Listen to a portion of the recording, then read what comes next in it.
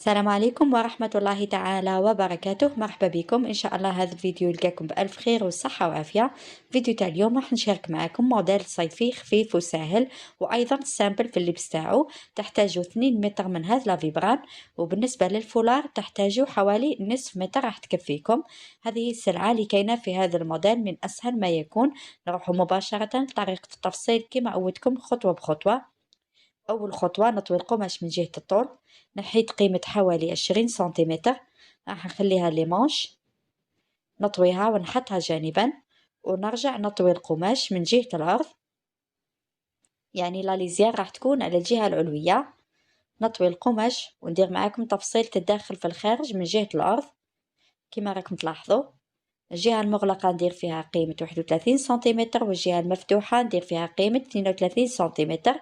يعني دايما نخليو فرق تاع 1 سنتيمتر بين الجهة المغلقة والمفتوحة. نفصل بيناتهم بخط بهذا الشكل، يعني نقسم كل جهة وحدها.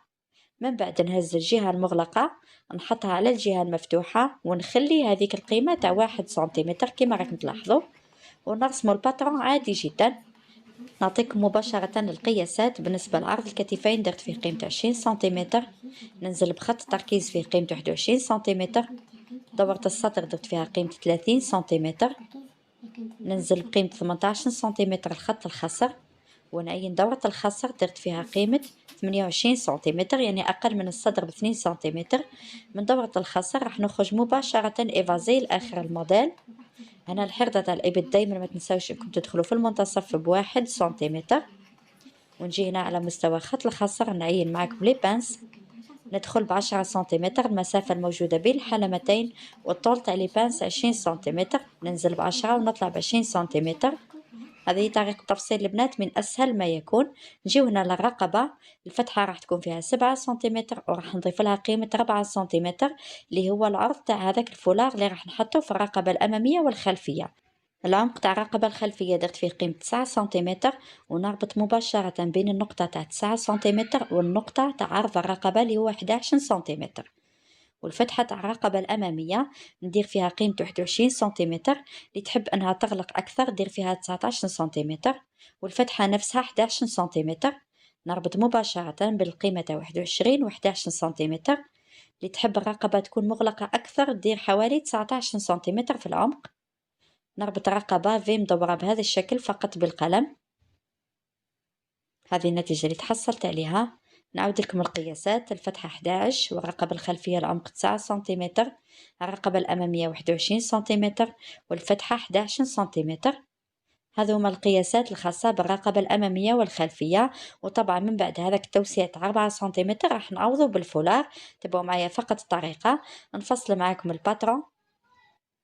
لاحظوا النتيجة اللي تحصلت عليها. نحي كامل هذه الزيادات، وراح نفصل معاكم الرقبة الخلفية وأيضا الرقبة الأمامية. نتمنى فقط أن يكون الشرح مفهوم. وفي هذه النقطة حاولوا أنكم تركزوا معايا البنات. راح نجي للقياس تاع حردة الإبط ولا الكتفين. نجي من الجهة تاع حردة الإبط ننزل بقيمة 7 سنتيمتر، نعين هذه النقطة. ومن جهة الرقبة راح ننزل بقيمة 5 سنتيمتر، وأيضا نعين النقطة، نربط بيناتهم بهذا الخط. كما لاحظتوا البنات راني ما نحيتش معاكم الميلان تاع الكتف، أنا متعودة أني نحيه معاكم من الجهة العلوية. في هذه الخطوة راح نحيه من جهة الوسط، يعني نرتفع من الجهة تاع 7 سنتيمتر بقيمة 2 سنتيمتر. نعين هذه النقطة ونربط بينها وبين النقطة اللي نزلت فيها ب5 سنتيمتر، وكأني البنات ما نحيتش الميلان تاع الكتف من الجهة العلوية ونحيته من جهة الوسط. دوك تفهموا معايا الطريقة البنات. نحي أولا هذا ليزير ما نحتاجهاش، ورايحة نقص هذيك القطعة اللي حطيتها اللي رسمتها عفوا في الوسط.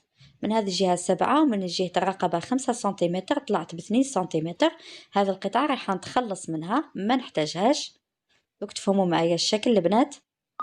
نحتاج انه هذيك القطعة تاع الكتف تجي شوية مايلة، وايضا الرقبة الخلفية لاحظوا معايا نحيت كامل هذيك الزيادة باه نتحصل على نفس الشكل تاع الكتف بالنسبة لجهة الامام وايضا جهة الخلف. نجيب المقص ونحي معكم هذه القطعة، راح نتحصل على نفس الميلان. لاحظوا معايا النتيجة اللي تحصلت عليها. القطعة العلوية تاع الكتف راح تكون مايلة بهذا الشكل. على هذه نحينا هذه القطعة، وهنا حاولوا تعينوا المكان تاع الكتف باه ما تضيعلكمش. وهذوك القطعتين اللي كنت فصلتهم معاكم في جهة الكتفين رايحة نعوضهم بقطع تاع الفولار. ركزوا معايا، نجيب هنا الفولار نطويه على 2 من جهة الكتف اللي هي الجهة العلوية، ونحط القطعة بهذا الشكل. نحط قطعتين فقط لاني راح نتحصل على قطعتين يخيطوا لي جهة الامام وجهة الخلف. نعاود نفس الباترون، ولكن فقط راح نزيد 1 سنتيمتر على الجهة السفلية اللي هو حق الخياطة. نرسم نفس الشكل تاع هذه القطعتين زائد 1 سنتيمتر في الجهة السفلية كما راه موضح امامكم. الفيديو راه يشرح نفسه. هنا بعد ما فصلت القطعتين هذه النتيجة اللي تحصلت عليها. مباشرة راح نطلع الجهة الأمامية ونلصق هذه القطعة باه ما تروح ليش جهة الكتف البنات. نحطها بهذا الشكل ونخيط على بعد نصف سنتيمتر. دوك نوضح لكم أكثر. نحي الجهة الخلفية ونفتح معاكم الجهة الأمامية ونحط عليها هذه القطعتين بهذا الشكل. يعني أول خطوة راح نبدأ بها هي أني نخيط هذه القطعتين تاع الكتف باه ما يروح ليش الحساب. نحكم بليزيبانجل ونخيط على بعد نصف سنتيمتر. لاحظوا معايا النتيجة اللي تحصلت عليها. هنا راني خيطت لكم أولا جهة الكتف أي جهة الخلف عفوا، وهنا جهة الكتفين خيطت على بعد نصف سنتيمتر. نجمع مباشرة الكتفين بهذه الطريقة، نجمع الجهة الأمامية ونزيد نجمع الجهة الخلفية. وهنا راح نفصل معكم الأشرطة اللي راح يكونوا في المنتصف تاع الرقبة الأمامية والخلفية، وأيضا راح ندير لكم شريط راح يكون بالبليات في ليمونش. يعني نحتاج 3 أشرطة، العرض تاعهم 9 سنتيمتر والطول تاع كل شريط 1.5 متر. أنا هنا راح نجمع شريطين مع بعضهم تحصل على 3 مترات، والعرض 9 سنتيمتر، وشريط واحد العرض تاعو 9 سنتيمتر والطول 1.5 متر راح نخليه ليمونش. نجمع مباشرة هذا الشريطين بهذا الشكل بخياطة. يعني نتحصل على شريط الطول تاعو 3 مترات والعرض 9 سنتيمتر. من بعد نطويه على 2 بهذا الشكل ونحط في الوسط لافيزين رقيقة باه يكون شوية متماسك هذا الشريط تاع الفولار، ونفوت عليه بالحديد راح نتحصل على العرض يساوي 4.5 سنتيمتر. نرجع هنا للقطعة تاع ليمونش. هذيك القطعة تاع 20 سنتيمتر راح نفصل معكم مربحات عاديين جدا، عفوا مانش كورباي. درت الطول 18 سنتيمتر والعرض درت 20 سنتيمتر. نفصل مباشرة هذا لامانش من أسهل ما يكون. لامانش كورباي من أسهل أنواع الكم. هذا هو الشكل اللي تحصلت عليه. دايما ما تنساوش انكم تكرونتيو. وايضا راح نفصل فوقها الفولار ولكن يكون اقل في الطول، راح ندير قيمة حوالي 11 ولا 12 سنتيمتر. نحط المانش القطعة تاع الفولار مطوية على 4 ونعين قيمة 12 سنتيمتر مع الكفة راح تنقص على الأكيد. ونرسم هذا الميلان تاع المانش كورباي ونفصل معاكم مانش كورباي الطول تاعو يكون فيه 12 سنتيمتر. يعني راح يكون فوق لا مانش كورباي تاع القماش. نتمنى فقط انه تكون طريقة سهلة وواضحة. لاحظوا معايا بعد ما كملت التفصيل فصلت معكم مانش كورباي بالقماش ومانش كورباي بالفولار. القياس تاعو يكون اقل كما راكم تلاحظوا. من بعد راح نخيطهم على بعضهم ويديروا في زوز مع بعضهم الكشكشه. لاحظوا معايا الاشرطه بعد ما خيطتهم وفوت عليهم الحديد، وايضا درت لهم لافيزين في الوسط طبعا باه يتماسك شويه هذا الفولار. وهذا الشريط اللي فيه حوالي 4.5 سنتيمتر على 1.5 متر راح نخليه لي مانش. هذا بالنسبه للاشرطه تاع الفولار. نرجع هنا للرقبه الاماميه.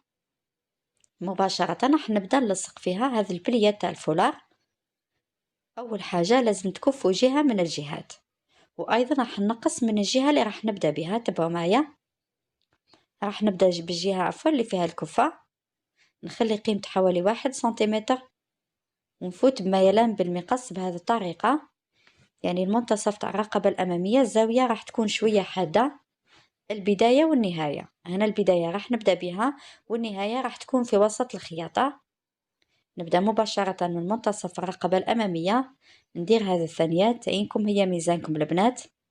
في كل مرة ندير طية وندور اللوتور كامل تاع الرقبة الأمامية والخلفية، ونفوت أيضا على هذيك القطعة تاع الفولار اللي في الكتفين. يعني الطريقة راهي سهلة جدا والشرح راه واضح. في كل مرة ندير ثانية. الطول تاع هذا الشريط راهو 3 مترات البنات. من بعد راح يبقى لكم حوالي نصف سنتيمتر راح يكفيكم. ديروا فيه البابيون اللي راح تكون في الوسط. ندور على اللوتور كامل بهذه الطريقة. هنا راني في جهة الكتفين، عفوا هنا في جهة الوسط. كي نوصل لجهة الوسط راح نعكس الاتجاه تاع هذه الثنيات. إذا كنت نثني ونطلع الفوق راح نولي نثني ونهبط لتحت باش يجوني بنفس الاتجاه، يعني في جهة الخلف حاولوا تعكسوا الثنيات ونكملهم كامل حتى نوصل لجهة الوسط.